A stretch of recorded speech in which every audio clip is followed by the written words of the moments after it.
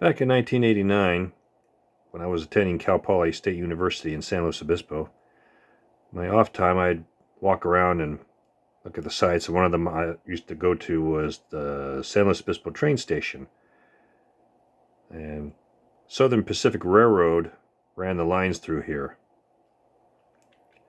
These are the helper engines that they used to get trains over the Cuesta grade. These engines would be inserted into the middle of the train to keep it from falling off the tracks and to help it get up the grade. It was an interesting place. They also had this old water tower for steam locomotives that they kept operational because Southern Pacific also owned the Daylighter, a steam locomotive that would come down here once in a while on excursions, and it was housed up in Oregon.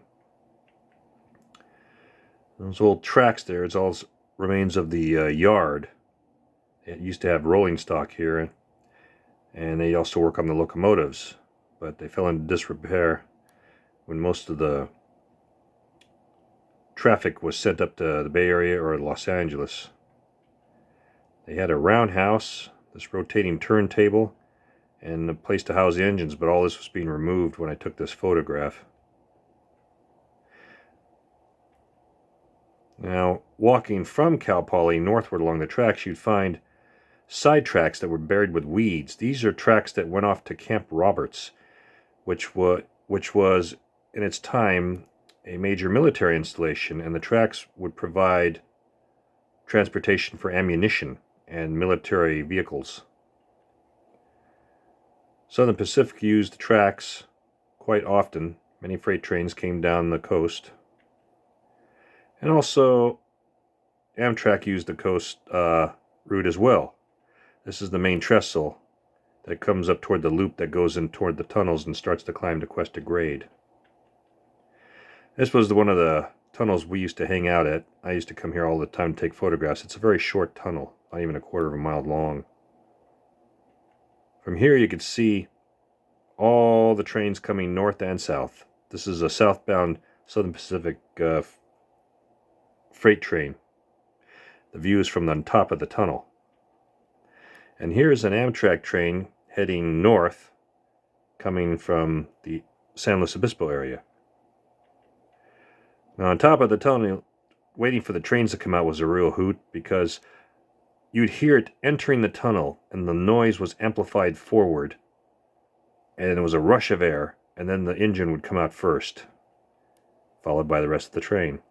And it was a really cool view. It was really fascinating. The ground would tremble too when the engine would come out first.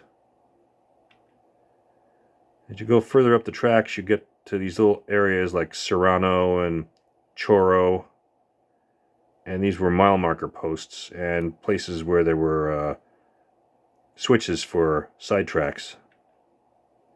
This was fascinating. A collapsed tunnel. Don't know how long ago this was collapsed, but you can see they bypassed it by putting the tracks off to the right. This was a very strange place to put a tunnel. The hill wasn't nearly as steep. And this was a cool sight. See a train kind of snake its way into a tunnel and disappear. This is the Cuesta grade. You can see the tunnel in the distance on the lower left-hand side there. The tunnels some of them would be a mile long. You don't dare go through them because you didn't know what the schedules were. And the last thing you want to do is get stuck in there when a train comes. But it was really neat when they showed up. You could hear them coming, and the sound was so loud, and then you just had to pause and wait for the right time to take the photograph. You have to understand, I was using film cameras. There were no digital back then. The first digital cameras weren't very good either. And a little bit further, you get to the top of the ridge, and you could join the trail and keep going all the way to the coast if you wanted to, or just keep walking. But this was the turnaround place for me. But I loved going up to this grade and watching the trains go by. It was so much fun.